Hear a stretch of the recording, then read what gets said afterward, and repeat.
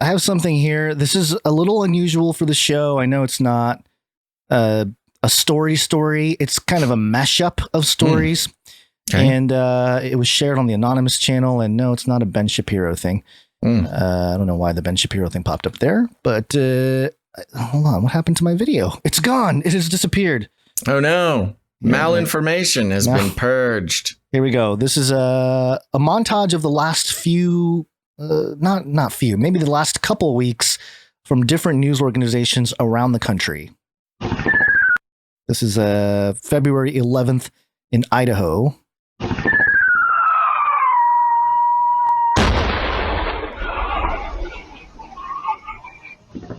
A loud boom and flash of light rocked part of Idaho Falls Thursday night. What was it? And you have, authorities are investigating reports of the ground shaking in Cape May County this afternoon. We begin with the mysterious loud booms heard and vibrations felt across South and Central New Jersey. You may just be wondering the same thing. What was that sound? Where people felt the ground shake yesterday, and this one really has people scratching their heads. At this point, it does not appear to be an earthquake, and researchers are still trying to figure out exactly what it was. The United States Geological Survey says they did not detect any earthquakes in that area, and they don't believe that the shaking or the boom sound was of meteorological origin. This loud sound is leaving many across the metro area scratching their heads. People from Algiers to Gentilly to St. Bernard Parish say they heard what sounded like an explosion around 11:15 Tuesday night. Just like one big boom. I heard a loud explosion. It was just a real deep, sounded like a very large explosion. Almost felt a little vibration from it. Adding to the unusual, other neighbors reported seeing a yellow flash just a few seconds before the noise, like seen here.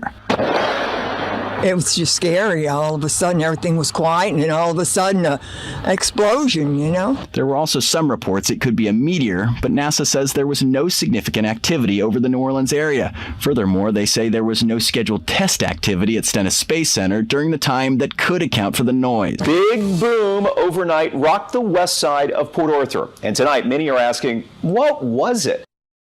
What do you think, Basil? Is this just the news looking for stories to sensationalize military drills or something? Because some of that, living next to Pendleton over here, there are nights when they're testing stuff out there and they're testing probably explosives or something. And we're miles and miles away, but we feel it. We're like, you hear the rumble. You can sometimes feel the windows shake and stuff.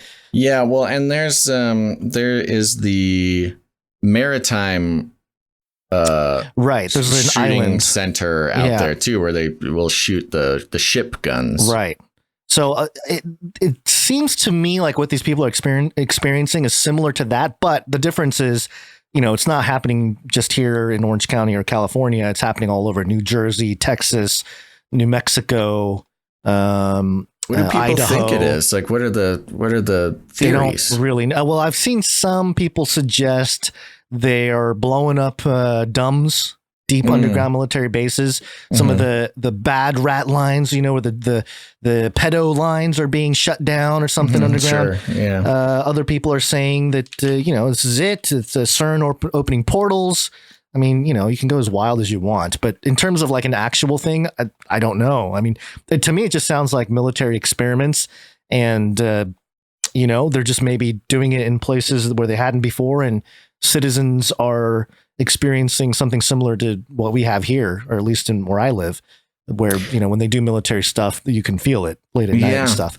Well, it's interesting. I'm a little I like the mashup thing, so we can see that it's happening a lot of places. But the unfortunate part about the mashup thing is that we don't hear what the rest of the report is. Yeah, no, it comes from a longer video. The rest of the report might be like, and this spokesperson from the military said, whoopsie daisies, sorry for the loud bang. Right. You know what I mean?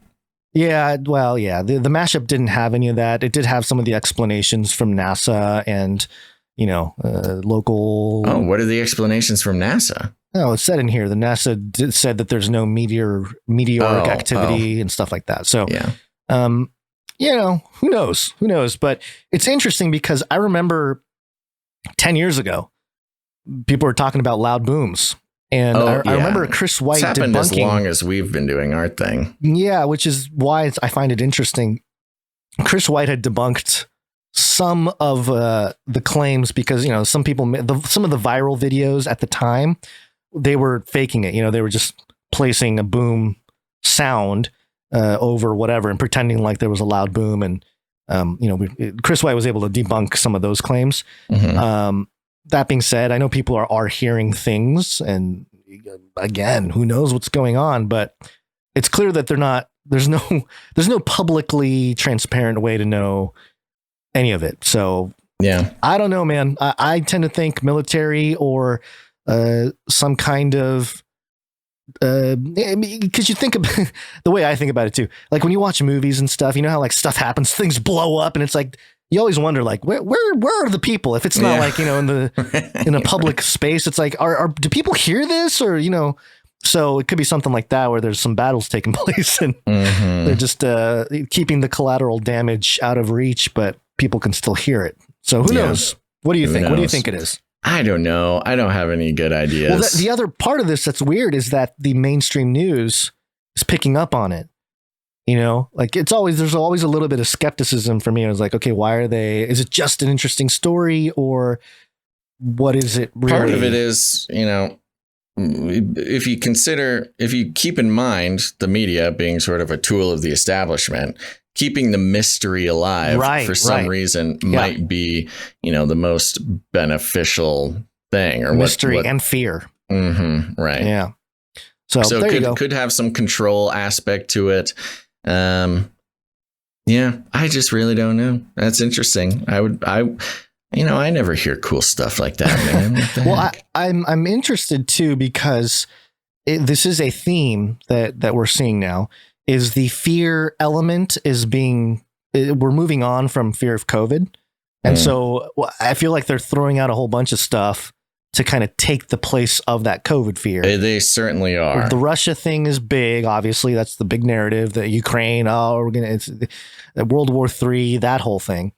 And Canada, obviously, but that's still kind of COVID, but it's more, it's turned into something more. Mm-hmm. And why not? Mysterious booms all over the country.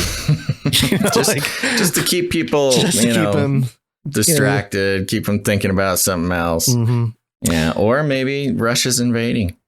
Maybe that is the sound of Russia. It's the sound of Mecha Putin coming out of the abyss. Mecha Putin and his turbo soldiers. Yeah. All right. Well, maybe, I ain't got nothing else. Maybe not. But okay, we got one more thing here, and I wasn't going to include this until the very last second, but couldn't avoid it. Let's do it. Let's go. Antarctica, go burn. Snowstorm. Antarctica. Ice scientists are penguins. Antarctica, they're opening the abyss. Is that Alex Jones? It's a good impression. The Saxon. At least. The Saxon.org has a headline here.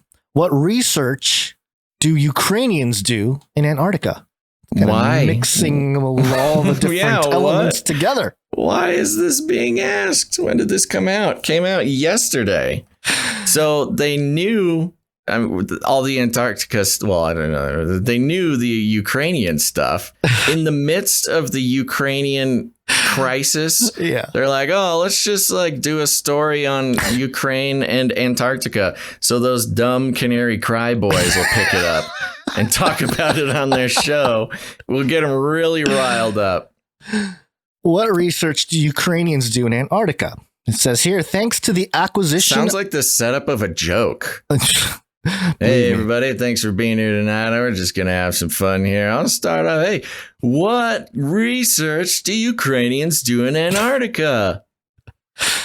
Thanks to the acquisition of the icebreaker Noosphere. Ooh, Noosphere. Noosphere.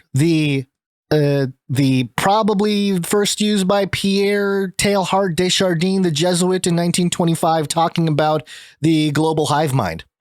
Yeah. Noosphere. Nuo being referring to the brain. The mind, yeah. Yeah. Interesting name for project, Ukrainians. They have a boat. They have a boat, an icebreaker boat called Noosphere. Yep. Is it because it breaks your brain? I don't know. The Antarctic Scientific Program of Ukraine has doubled. On board the ship, scientists will study sea waves, lightning activity, Antarctic pollution, and the chemical composition of bottom sediments. Focus learned why these studies are so important. At the end of January, the newly acquired icebreaker Noosphere set off on its first expedition to Antarctica under the Ukrainian flag. As told by Focus, Evgeny Dikia, director of the National Arctic Center, several teams of scientists work on board the vessel. On the passage across the Atlantic before reaching the coast of Antarctica, 6 scientists will conduct 2 studies on board the icebreaker Noosphere.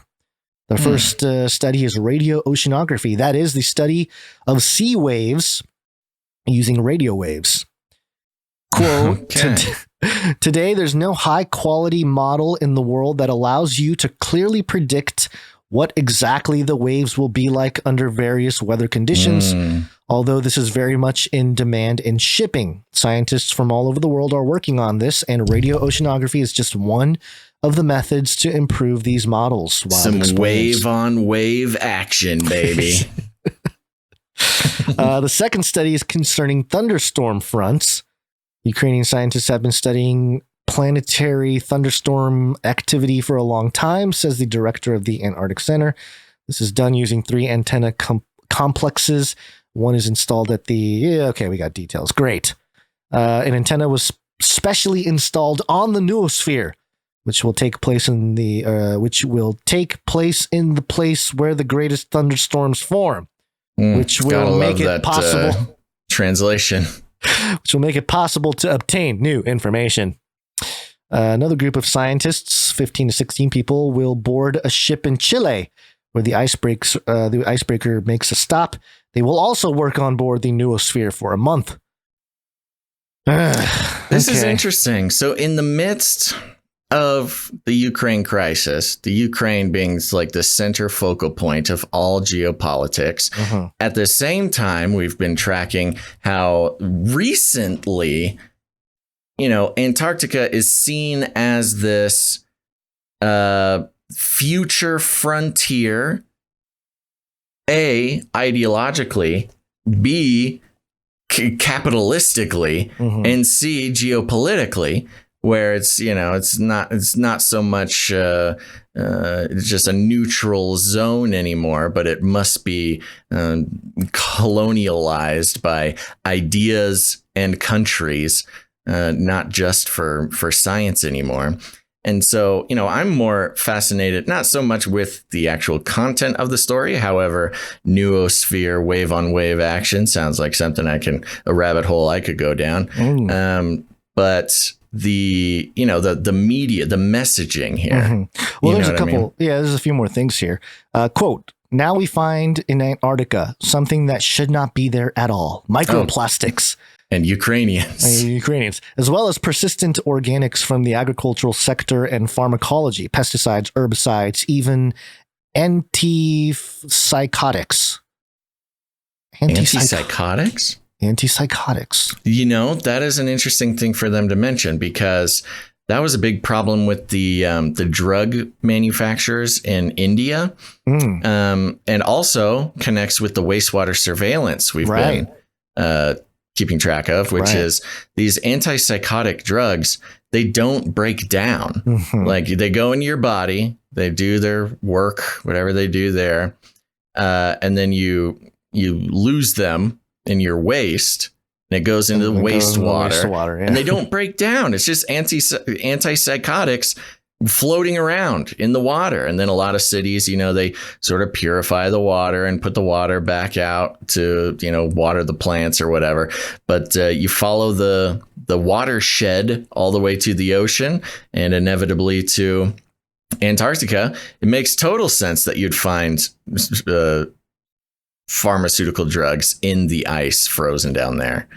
That's wild. They found it in fish. It's like all these fish had all these pharmaceutical drugs in their system. They must be so stoked. Yeah, something. As part of the biological program, scientists will conduct a study of DNA dissolved in water. Thanks to this, it is possible to make a detailed screening, in fact, a census of the ocean, that is to obtain information about all living creatures living there. Quote, Ukraine was the first in the world to make such a large-scale screening throughout the Black Sea in the Odessa-Batumi transect, the scientist adds. Geological is a separate area of research. This is translation, man. But this is interesting. Quote, we live in an interesting era when the ocean floor is becoming a serious source for mineral resources. Comments there it is. Jenny There's the resource frontier. There it is. Quote, from year to year, we expect a revolution in the global gadget market because Japan begins to extract rare earth metals from bottom sediments at a depth of 4 kilometers in the Pacific Ocean. This will completely change the global gadget market because now it is completely tied to just a few deposits of rare earth metals, 80% of which is controlled by China. Oh my gosh. Ukrainian scientists do not intend to stay away from such research, therefore are actively involved in the study of bottom sediments of the Southern Ocean. This is crazy. This is a resource war. I mean, race. And it's all around Antarctica. You got Antarctica with Ukrainian scientists. Okay, you got the connection there. You got the pharmaceuticals in pesticides and herbicides and microplastics that they're finding, of course. Lots of weird stuff connected there. And then you got the technocracy, the global gadget market's going to be exploding. And so we need these rare earth metals from somewhere. We might as well get them from the bottom of the ocean in Antarctica, and which happens to already be controlled by China. Oh, good. Antarctica is really just shaping up. That article we read the other day about Antarctica being the place for Armageddon to take place. Right. This is really starting to shape up. Plus, you're going to have all these penguins on antipsychotics, these Nephilim penguins all doped up down there. Maybe that's the plan. Maybe that's the big plan altogether. Doped up Nephilim penguin. You got to dope. Wow. They're having trouble moving into the frontier that is Antarctica because of the ancient dark forces of the Nephilim penguins. And so they, are getting the antipsychotics in the water to freeze into the ice, absorbed through the feet of the penguins to calm down the enemy so they can move in and start mining the ocean floor. It's all coming together, baby. It's all coming together. This is, what it feels like? It's as if like the New World Order overlords. Mm-hmm. We're kind of like, okay, we're controlling everything here. And we're about to unleash a new landmass for the world to compete over. It's like in a video game when you unlock the new zones. Yeah, exactly. Yeah. And now we have this, and it's a resource race to see who can take stake for the next phase of the creation of the New World Order. So you look out, Nephilim penguins, we're coming for you. And Ukraine moving in that direction. Is Ukraine doing the research on behalf of all of the West Team West, which includes the US and Biden? Maybe not. Maybe not. Who's to say? Wow. Yeah, that is very interesting. Okay. Well, there you go, folks. That's why you tune into the show. Maybe that has something to do with the big booms we're hearing everywhere. Yeah, there you go. They're drilling new tunnels to Antarctica. Well, and the weird stuff about Antarctica and the South Pole and the magnetic fields and the access to the higher sort of layers of the atmosphere. Maybe these big booms are just sort of like signals that are coming from noosphere, the mind ship. Yeah, like a reshifting of the electrical currents to because noosphere is shooting off these radio waves into the ocean. It's bouncing off gold deposits, pinging up, getting caught in the magnetosphere, and transferring that energy to places in the Midwest. Apparently, I can imagine Yeah, because Elliot Marzulli always talks about like, oh, in the pre-flood world, they had an internet, but it was, based on more sort of not the kind of technology we have, but it's more based on like stones and electromagnetic energy and harnessing that and stuff like that. And if that is the case, because he always talks about an ancient web and like a network, could the North and South Pole be energy centers to help create that worldwide I'm pretty network? sure that somebody would agree with that. Yeah. I wonder, okay. I'm sorry. I was just thinking about something else. That was almost entirely unrelated. Good. Well, so somebody was just asking, where does one get this article? And I was about to tell you again, as we do, that you can sign up to our newsletter at CanaryCry.Party. And we send out all of our sources once a week to the 3 shows of the previous It's about week. once every 2. It's adding up to be once. Been slowing down. Yeah, it's a little. I was just considering whether or not if we just added that into our end of show process and just sent them out directly after the show, if that would be more helpful. Because if you want an article right after you hear the show, or if the podcast listeners, listen to the podcast the day after the live and then, want to read the article, and then it would already be in their inbox. Yeah. I'm a little afraid that would be too many emails, though. And people would starting to add up. People would get upset that we're sending them 3 emails a week or more. But you know what? I guess maybe if that's the case, then if they don't want our emails, they can just unsubscribe. Anyways, we'll discuss that. We'll work on that. That might actually be easier just to pop that in an email real quick and shoot it off rather than probably is trying to make special time. All right. We'll probably give that a try. Don't get angry at us if we send you an email after the show. But at least you'll have the articles you want and need immediately instead of having to wait 2 weeks. We're no better than the Faucis and all the politicians. We say one thing and then we do another a few weeks later. We're like, we will never spam you. And then a few weeks later, we're like, we're spamming it's you. Not spam. A lot of people sign up specifically for. No, I'm just saying, in case anybody out there doesn't know you're joking. Oh, okay. You sign up to the newsletter specifically to get these things, and it would probably be more useful to get them in a timely fashion. Right. Okay. Well, there's a little production meeting at